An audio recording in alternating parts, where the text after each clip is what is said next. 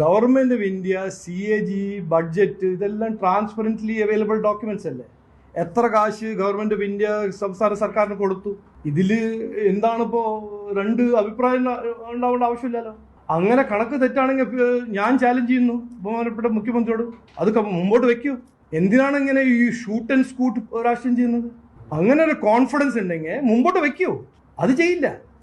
കാരണം central government ചെയ്യുന്നതും പറയുന്നതും എല്ലാം തെളിവും വെച്ച് ട്രാൻസ്പെറൻ്റ്ലി ബഡ്ജറ്റ് ഡോക്യുമെന്റിൽ ഇല്ല കാര്യങ്ങളാണ് പറയുന്നത്.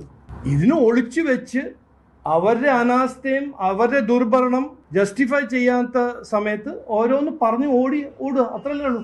ഇവിടെ സംസ്ഥാന സർക്കാരിന്റെ ഇൻകപ്പാസിറ്റിയും ഇൻകേപ്പബിലിറ്റിയും ഫെയിലിയറും ഒളിച്ചു വെക്കാൻ ഒരു ഒറ്റ മാർഗ്ഗമേ ഉള്ളൂ. ഇങ്ങനെ പറയാം, സെൻട്രൽ ഗവൺമെന്റ് തന്നിട്ടില്ല.